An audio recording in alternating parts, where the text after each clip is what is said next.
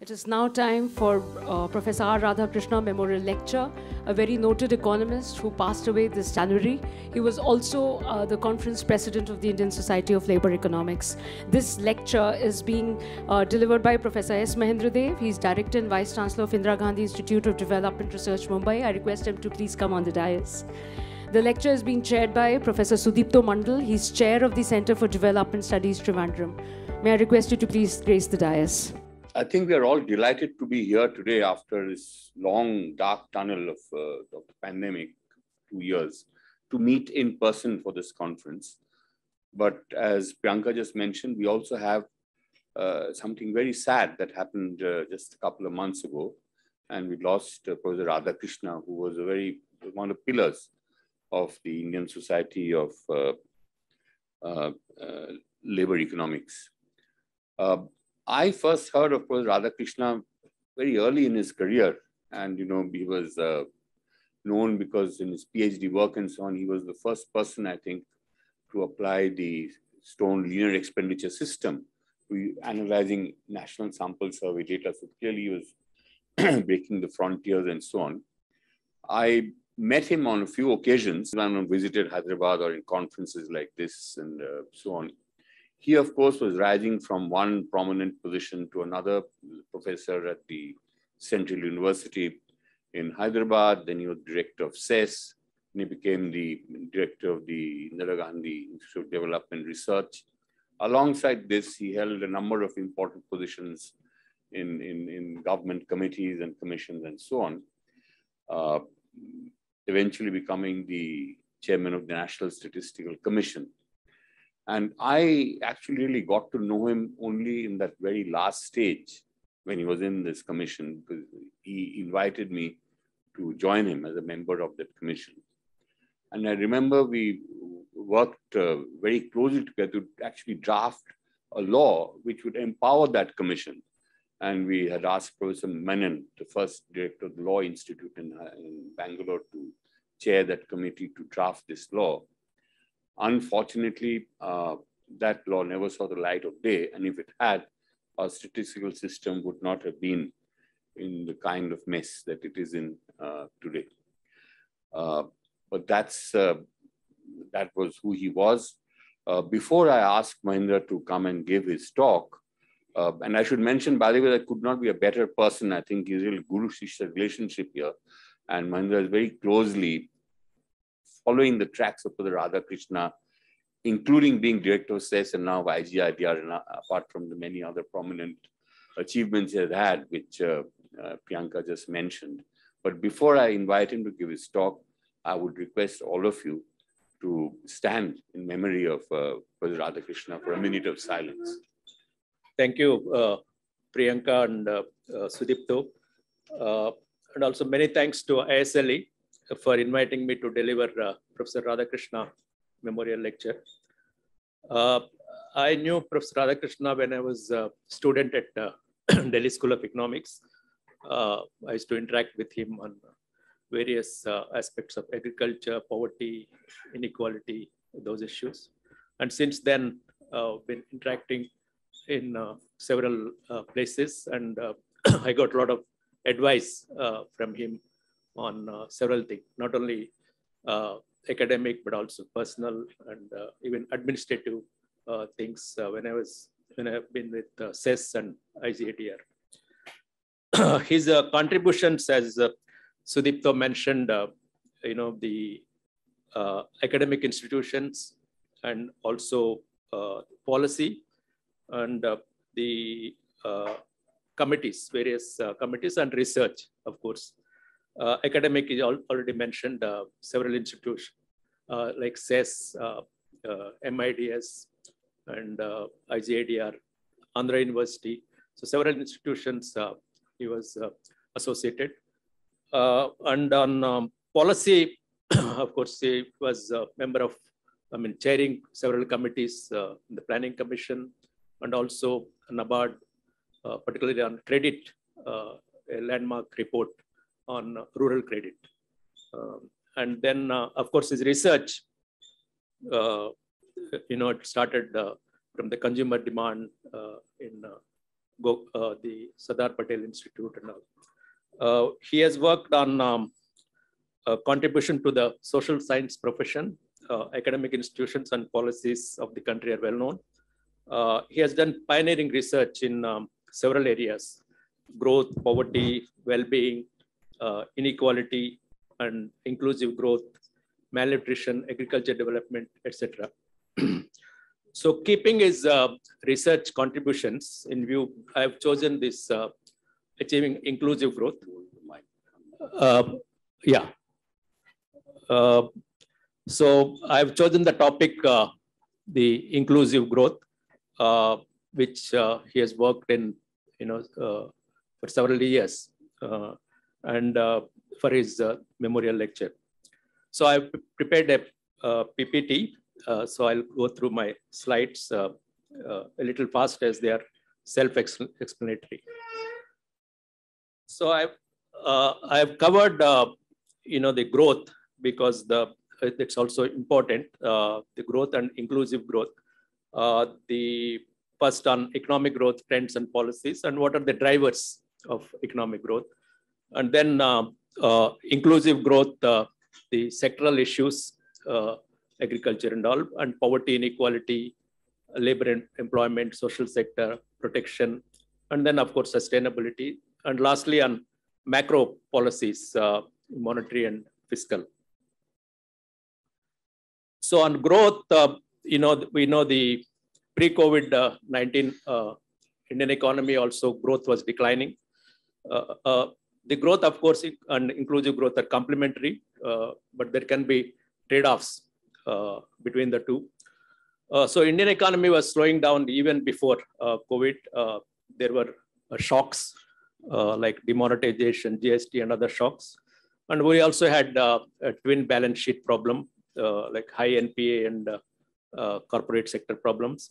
So GDP growth, even pre-COVID, it declined from 8.1 to almost 3% in the quarterly, and annual 8.3% to 3.7%, the annual GDP growth, even before. In fact, Arvind Subramaniam, he compared 2003-10 with the 2013-18 and showed great deceleration in all the indicators of growth. So this is the quarterly GDP growth, significant decline. And similarly, annual also from 2016-17 decline. This is what Arvind Subramaniam talked about. The blue ones are 2003-10, and the other one is at 2013-18. So significant decline in IIP, imports, credit, exports, tax revenues, and all. The pandemic impact, of course, we know even before pre-COVID it was declining, but pandemic there's minus 6.6. But it increased. But I will come to the levels. They are more or less same before the pre-COVID.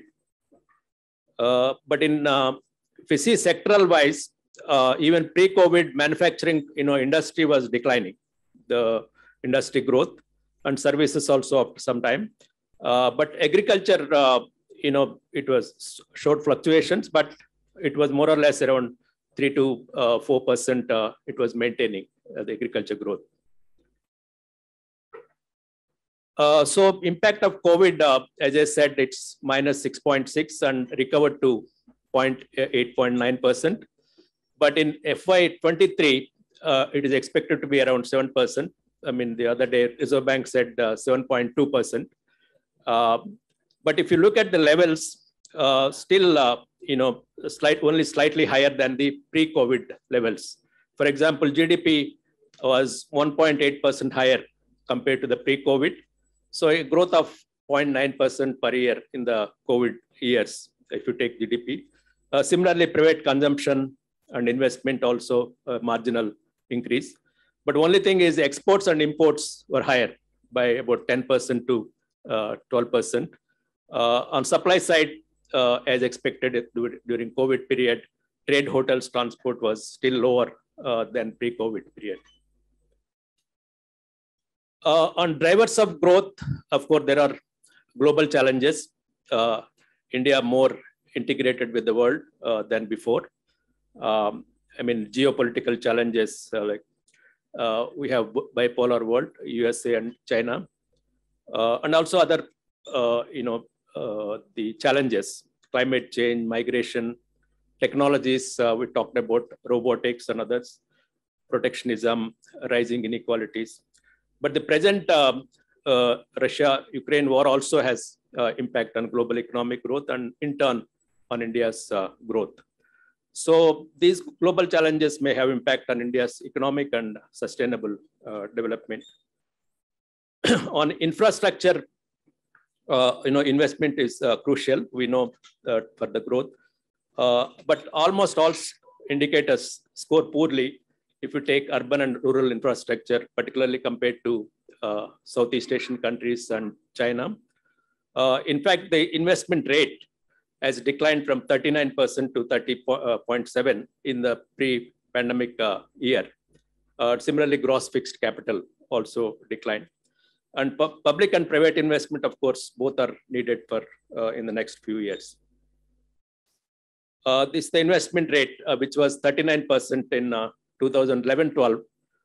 It declined to 30.7%. But of course, in the pandemic year, one expected the much more decline, 27.3%. So, yeah, this is the decline talking about. Infrastructure, of course, the government is important. It's a key driver. Even during Vajpayee government, also they started this golden quadrilateral highway. So one study, in Economic Journal estimated. So in some of the districts, it increased the output. For example, Surat in Gujarat and Srikakulam in Andhra Pradesh, 100% increase in new output because of this golden quadrilateral. In recent years, of course, the government of India is focused on these infrastructure projects, 111 lakh crores or so. Last 2-year budgets also focused on this capital expenditure. But of course, what will happen in the next few years, we have to see how they're going to implement this. On trade policy, it's well known that exports are one of the main engines of growth and employment creation. But as Arvind Subramaniam also mentioned, we had very high growth during 2000-2011. Exports, in fact, grew 21% or so. However, exports of goods stagnated, during 2012 and 19. In fact, more recently, during pandemic years, the trade is affected. Similarly, Russia and Ukraine war also may have impact. In fact, a study done at IGIDR argues there are 2 groups of industries that hold greatest potential for exports and also employment generation. Particularly traditional unskilled labor-intensive products, textiles, clothing, footwear, and second, of course, global value chains, where India can emerge as a major hub for assembly-related activities. The government announced, performance-linked incentives, but many of them are capital-intensive. I don't know how much employment will be created with this PLI scheme. But private investment also depends on many other factors. But however, one problem, of course, India's trade policy has become more protectionist. Import tariffs increased in recent years. So if you want to, compete with other countries and all, you need to reduce these tariffs. Last growth I mentioned, the driver is the financial sector. Unlike the global financial crisis, when financial sector impacted the real sector, here pandemic has the real sector impact on the financial sector. The twin balance sheet problem is somewhat better now, although NPA declined in recent months. But defaults have risen for NBFCs and also microfinance institutions. We all know that there is a disconnect between stock market and the real sector. This is mainly because a lot of liquidity in the global and domestic liquidity. And also banks are becoming risk averse and credit growth is low. Of course, there was a moderate increase in last year, the credit. In fact, credit to GDP ratio in India is only 50%, while in other countries it's much higher. So need for rise in credit in India is obvious. There is some stability globally because the monetary policy has impacted more liquidity measures and all. In India context also, of course, health of banking is important for credit. Particularly the capital adequacy and good corporate governance are important. But privatization of banks may not be the answer. Because corporate governance is a problem, even in some private banks we have seen recently, S Bank and ICICI Bank. On future of the financial sector, recently RBI governor mentioned that there is going to be a consolidation. The first set will be dominated by few large Indian the banks. Recently HDFC, you have seen the amalgamation, the merger. Secondly, there will be several mid-sized banks. Third is small private sector banks and small finance banks. There will be and RRBs and all. Fourth will be digital players who may act as service providers, the fintech and other things. But India, on fintech and all, it's doing well compared to the global average, and also the payment systems, UPI and other enabled services has been high at 55% growth. So financial sector, some improvement now, but still a long way to go. Now I come to the, the inclusive kind of issues. We know there is a disconnect agriculture, industry, and services. There is a disconnect between shares of GDP and shares of employment. The manufacturing, is so far to be failed to be engine of structural transformation. Productivity, we know that within sectors and increase in across sectors if you shift labor force. On agriculture, I'll spend some time on this. India's agriculture transformation from food deficit to food self-sufficiency, we know.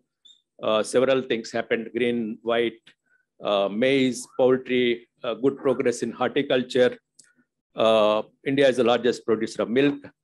However, the green revolution approach has led to waterlogging, soil erosion, and groundwater. Several unsustainable things happen.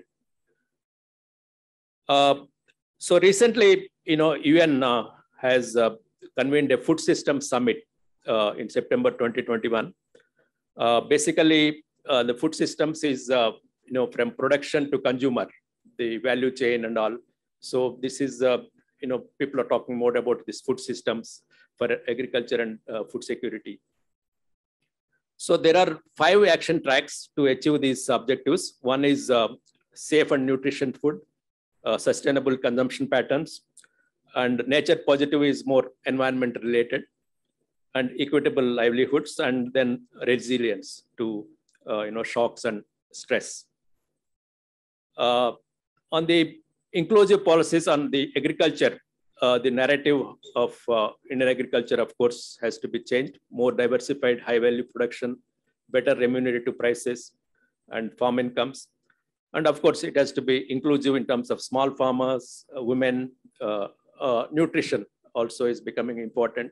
And environment, of course, is well known. Government policies, more tend to focus on rice and wheat. In fact, 3 crops of rice, wheat, sugarcane, corn are 75 to 80% of irrigated water. In fact, recently, Dr. Deepak Nair has written in Mint on the Punjab agriculture, how we need to diversify from rice and wheat. So there is a need to promote millets, pulses, oil seeds, horticulture, etc. for more equal distribution of water. The situation assessment surveys, so on the incomes of the farmers, the monthly income, it is in current prices, increased from about 2,000 in 2003 to about 10,000. in 2018-19. But the share of cultivation has declined in recent one from almost 48% in 2013 to 37%.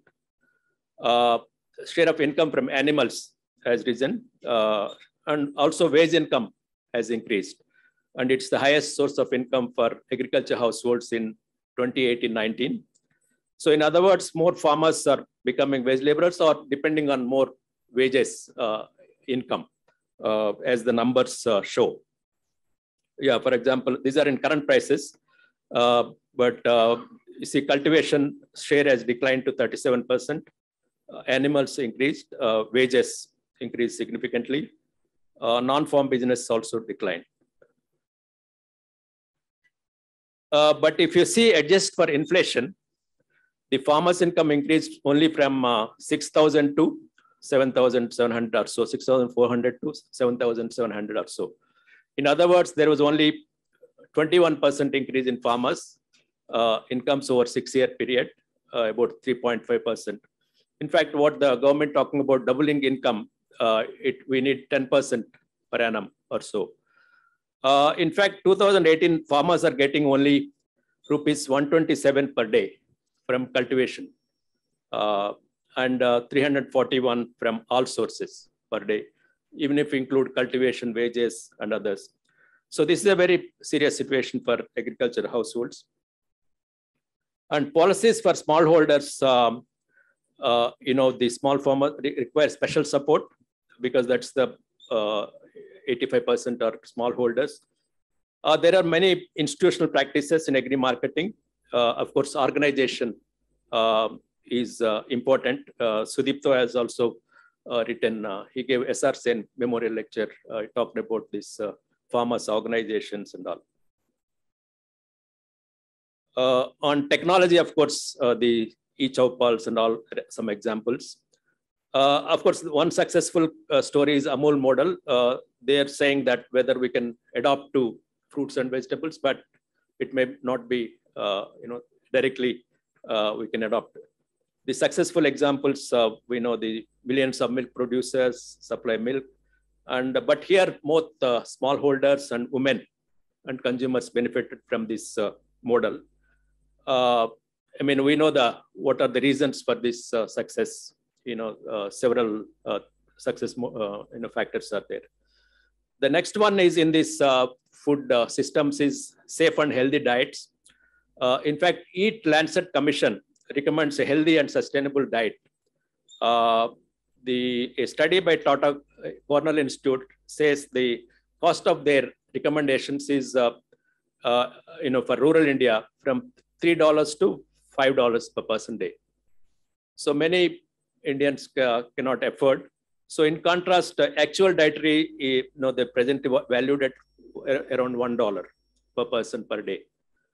But however, sometimes even availability is a problem. In rural areas, these packet foods are easily available than, fruits and vegetables at affordable prices. In fact, many healthy foods are unaffordable for low income. For example, if you see in Nigeria, one egg is about 44% of their daily income. In India, about 16% of their daily income, compared to US less than 1%. As I mentioned, fruits and vegetables and animal source foods are expensive.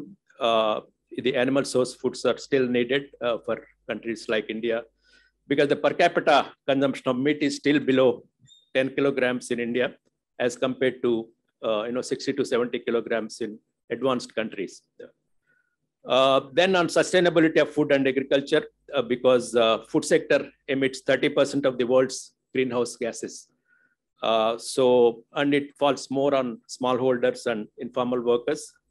So sustainability across these food systems is important: production, value chains, and consumption. And similarly, climate resilient cropping patterns with less water and less chemicals. Another, of course, is in India, post-harvest losses are high. Recently, I've written a paper on EPW on this post-harvest losses in India. For women, of course, the improving the productivity, because the large share of women in agriculture compared to the men, the proportion wise. Women's cooperatives, these programs in Kerala and are well known. So they can be utilized to encourage production and consumption on nutrient rich foods. Finally, on agriculture, the role of non-agriculture. I mean, some economists like Professor T.N. Srinivasan argued that the solution lies in non-agriculture for agriculture. We all know why it is so, because labor-intensive manufacturing and services. But agriculture transformation is also equally important for inclusive growth, because many people are dependent on that, and the inclusive and sustainable policies for agriculture. On industry, manufacturing and construction are the main subsectors. In fact, if you see 2004-5 to 2011-12, construction absorbed a lot of labor employment. But if you see manufacturing, there is hardly any change in the share of output and employment. In fact, labor-intensive manufacturing is considered a solution for structural transformation. But it is also recognized that we can't follow Chinese model of transformation. But still, there is a lot of scope for expansion in manufacturing, of course, including MSME sector. On services, one view is that service sector would be an unlikely destination for the millions of low-skilled job seekers. So many people say that we need to focus on manufacturing because of backward linkages, unlike the service sector. And also service sector, a lot of inequalities. We have very high skilled activities like IT, getting very high salaries. On the other hand, we have low productive wage informal sector, getting very low incomes and wages. But another view is that, for example, Raghuram Rajan and others say we should invest more in services as scope for manufacturing is limited. But some other studies say that both are important and complementary. For example, Barry, Asian Green, and Poonam Gupta suggest a complementary relationship between services and manufacturing. And even Niti Aayog also said that we have to on two legs, manufacturing and services.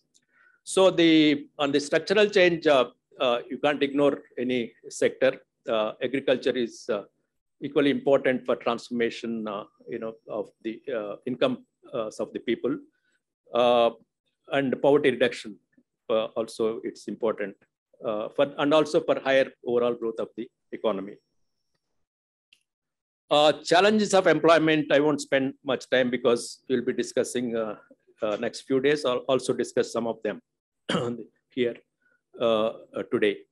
The challenges I just listed, generating quantity and quality of employment, decline of women in employment. If you see the NSS data, it has declined, the share of women in employment and also the participation rates.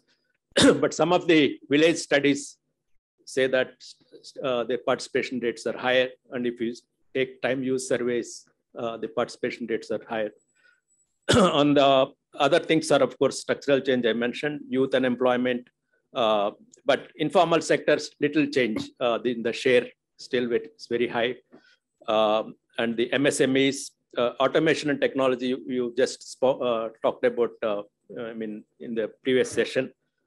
And COVID-19 employment decline, if you see the participation rates, still they are lower by 2 percentage points in spite of the recovery compared to the pre-COVID. So on the employment loss is quite high. But there is some change in the rural areas. Rural non-farm sector has been increasing. If you see that, for males, it's about 45% in 2017-18. For females, about 27% in rural non-farm. It is construction, transport, and communications are the sectors. And the rural non-farm sector also given upward mobility to scheduled castes. And there are things happening in rural areas, increased connectivity, spending on NREGA, of course, remittances, migration. Also, growth in rural non-farm increases with linkages with agriculture, and also urban growth is important. So you can see the non-farm increase in the share to almost 45%, and for females also there is increase. Of course, still females 73% are in agriculture. In fact, village studies by Himanshu and others, Jerry Rogers and all, they've written a book. There also they showed that rural non-farm share has been increasing. Of course, simultaneously inequality is also increasing in rural areas.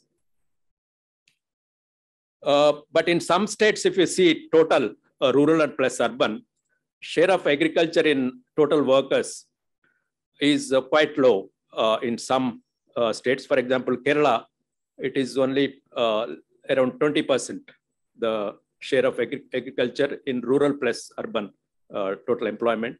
And Punjab, it is 26 or so. Whereas MP and Chhattisgarh, here 60% in agriculture. So a lot of variations across states. Coming to poverty, inequality and well-being, Professor Radhakrishna's work on poverty and well-being is well known. In fact, he was the first to estimate district level poverty estimates by matching the central samples and state samples. Because earlier people were talking about only central sample, but he did a lot of hard work to get the state samples and estimated the district level. On well-being, he used poverty ratios and child malnutrition indicators to combine and show the well-being of the population. And estimates of poverty, of course, the Tendulkar committee estimates show that 137 million decline, and even multidimensional poverty showed that about 271 million. And but the leaked data, 217-18, show poverty increased during 2011-12 and 17-18. But recently, you may not agree with Surjit Balla's estimates. So he has given poverty percent with 1.9 poverty line and then 3.2 poverty line. So without food subsidy, he says he basically used national account statistics growth and also SDP growth to estimate the extrapolate these numbers. So according to him, poverty declined from 37% to 4% in 2020. But with food subsidy, he says much further decline in that. And then, but if you take 3.2 poverty, rural poverty, it declined to around 31%. But still, earlier he was telling poverty did not increase during pandemic, but his own numbers show that the 23% to 31% it increased. So with food subsidy is important, at least he recognized the here, but the methodology may not be correct. He also says inequality has not increased. Without food transfers, it's almost stagnant, 31.7, 32.4, like that. But with food transfers, he says that during the pandemic, inequality declined 31 to 30%, 1 percentage points. But other data shows inequality has been rising, whether you take consumption, income, or wealth. Recent All India Debt and Investment Survey also showed increasing inequalities in wealth. In fact, using CMI data, one study, Sahasra Aman and Kumar, they did the lower end of the income distribution has experienced significant losses, even pre-COVID period, particularly bottom decile. Bottom decile, of course, composed of small and marginal farmers, agricultural laborers, so which increased the deepening of poverty. And also in Indian Journal of Labor Economics, there's a paper by Anand and Tampi.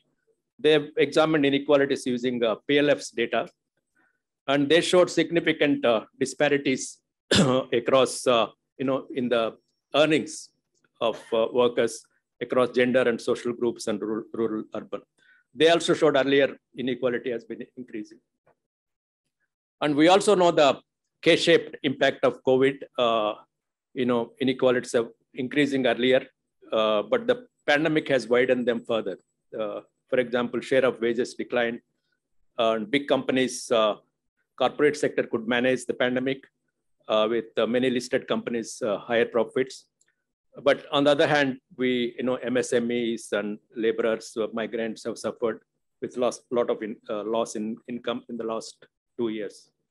And then coming to undernutrition, the percentage at all India level slight decline in the but wasting it is not declined much. It's almost stagnant.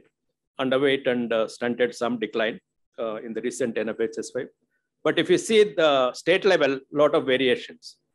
The red ones are either marginal decline or not increase.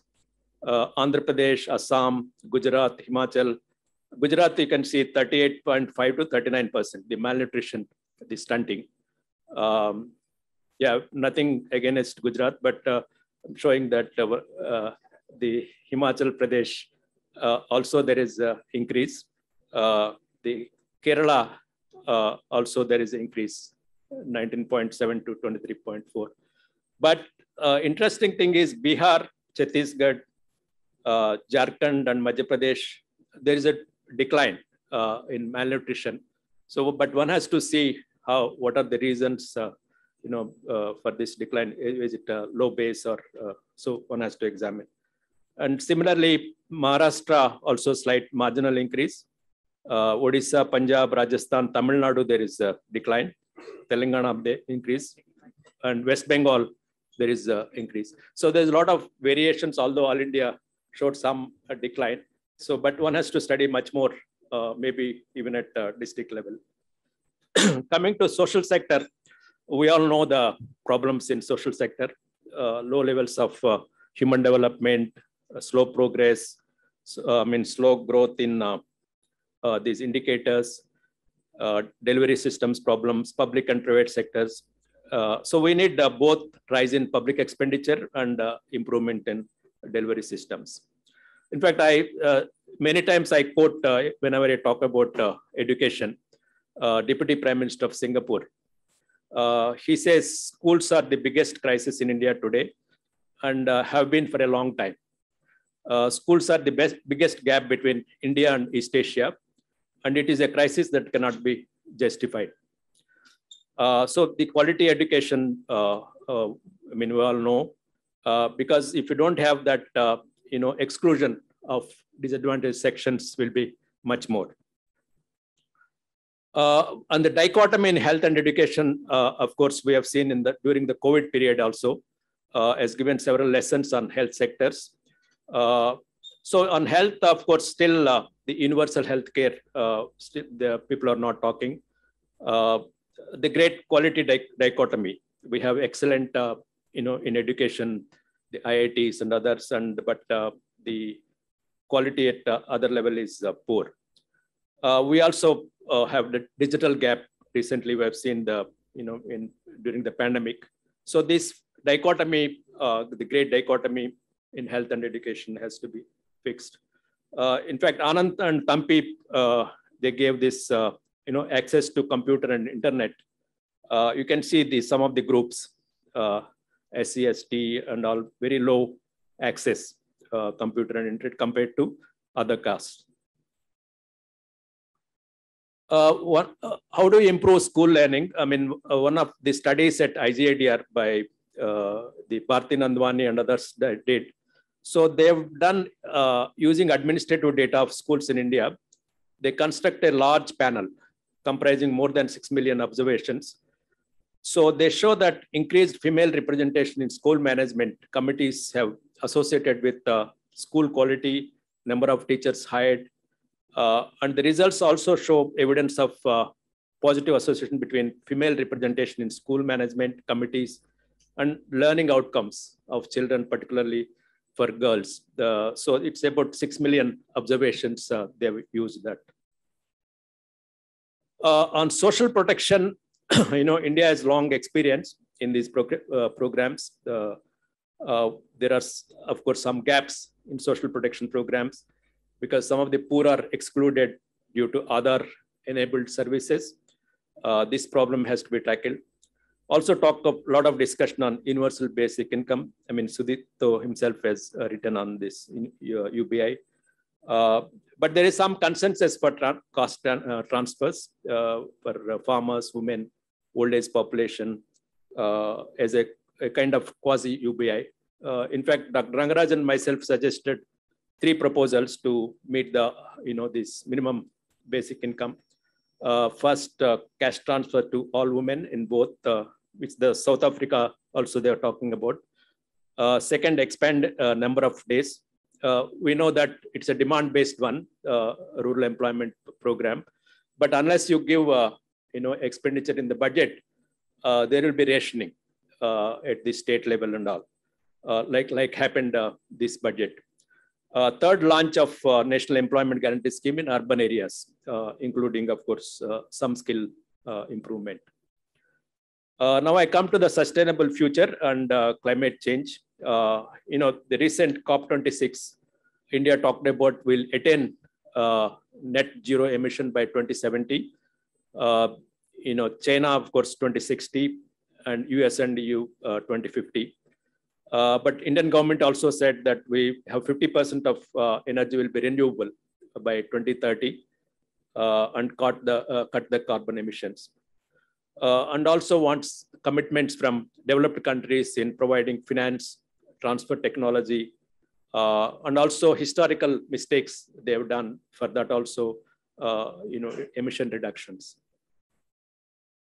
Of course, sustainability is the recent one, elephant in the room, because a lot of things have to be done. The natural resource management.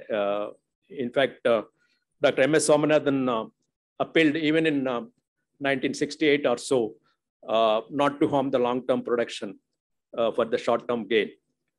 So, but we have to give alternatives to farmers, this environment, resilience kind of thing, the climate resilient kind of agriculture. Globally also, we've been talking about climate resilient and smart agriculture. FAO also talking about these things. For smallholders, this can improve, productivity for nutrition crops and help smallholders to adapt to climate change, and also which mitigates to agriculture contribution to climate change, because agriculture also contributes to the greenhouse gas emissions. On climate change, India has to get ready for climate resilience policies. In agriculture, shift in cropping patterns, organic, natural farming. But organic, one has to be careful. I mean, the Sri Lanka recently has shifted the entire thing to organic. So, you can't do that at one go. Maybe some parts, so one can start, but it has to be simultaneously both, fertilizer-based and organic-based. There are 2 types of inequalities. First one is the inequality in consumption patterns between advanced countries and developing countries, the historical responsibility. But second one is consumption patterns between rich and poor in India. The consumption of the rich in India is more or less equal to the rich of the advanced countries. So we all have responsibility, compared to the poor in reducing the greenhouse gas emissions. So my last one is on little bit on macro policies. The macro policies are equally important, because sometimes when you talk of agriculture, we talk about only agriculture sector policies. But are we too conservative in monetary and fiscal policies? As you know, there are 2 approaches: the supply side approach, which is the monetarist view, and the demand side, the closer to the Keynesian kind of thing. So maybe we are following India still the supply side kind of thing. But similar to other parts of India also followed accommodative monetary policy in recent years to support growth. Both conventional and unconventional monetary measures were used. But now, of course, we have to worry about the inflation, the thing. But on fiscal, whether we are following conservative approach, fiscal policy, taxes, expenditure, subsidies are the major instruments. Tax GDP, of course, has to be increased by removing exemptions and for corporates and others. Recently, actually, Dr. Rangarajan advocated tax on super rich. This why don't we have at the super rich this tax? So fiscal instruments like public investment in physical can be used to increase growth and equity. In the last 2 budgets, government has focused, but there should, capital expenditure, but there should be a balance between capital and revenue expenditure. Because if you spend only on capital, most of the expenditure on health education are in the revenue account. So even teachers' salaries and doctors' salaries, they are important so you reduce the revenue account and only focus on capital, is also not correct. So there should be balances. And state government finances have to be strengthened also because they spend most of the sectors which are on inclusive growth. To come to conclusion, last 2 slides. So basically discussed issues and policies and overview kind of thing, which Professor Radhakrishna has been working on these topics for several decades. One of the finance ministers said that let's have growth first and talk about equity later. But it has to be a simultaneous kind of thing. It cannot be an add-on approach solution. And the quantity and quality of employment, of course, major challenge. And similarly, rising incomes for agriculture and between manufacturing and services, there should be a balance. And the great dichotomy has to be bridged for health and education. And sustainability are becoming more important now than before, which we cannot ignore now.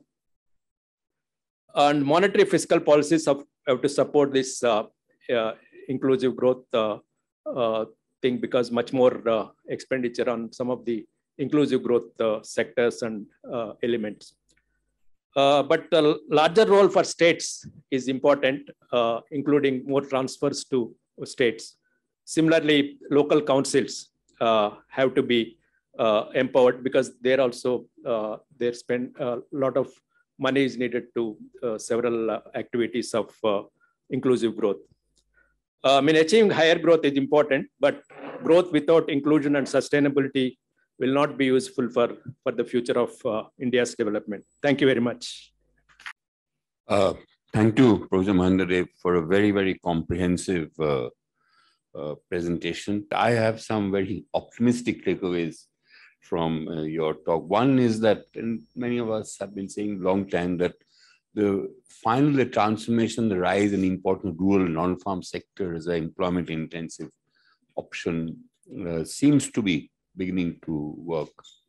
The other important takeaway I have is, again, on a very poor performance on the education front, that increasing representation of women in management of schools tends to lead to better performance outcome. That's also something very positive I took away.